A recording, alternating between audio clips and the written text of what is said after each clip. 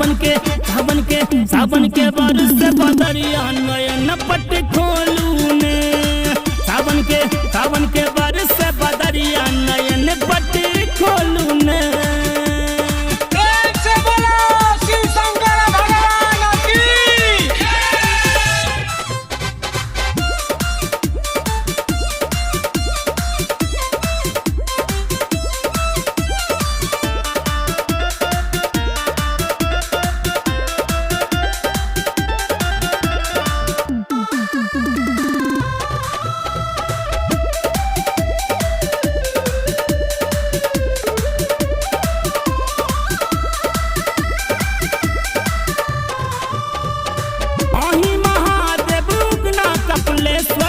हे शिवदानी नीलकंठ महेश्वर अहि महादेव उगना कपिलेश्वर। हे शिवदानी नीलकंठ महेश्वर बेस जोगिया के बाबा छोरू ने।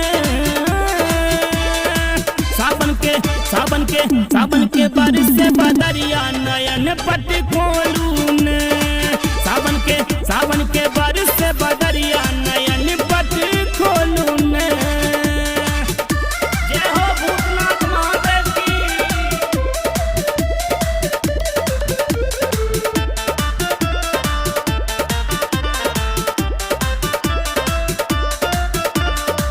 सुइया पहाड़ चढ़ता कल शरीरिया ओम ओम जपते लौ दुआरिया।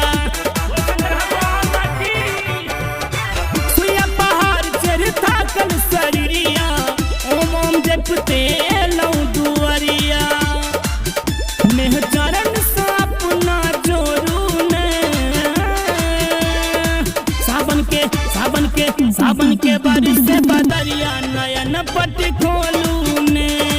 सावन के बारिश से बदरिया नयन पट खोलू ने।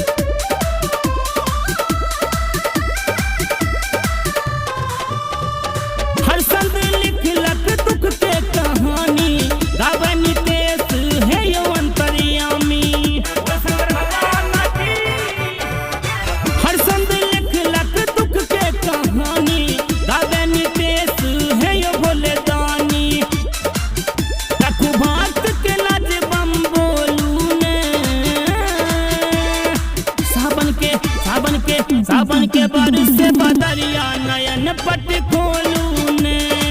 सावन के बारिश से बदरिया नयन पट खोलू ने। यो खोलू ने यो नाथ के नाथ उमापति भोलेनाथ गजा भंग के नशा तोरू ने। सावन के बारिश से बदरिया नयन पट खोलू ने। सावन के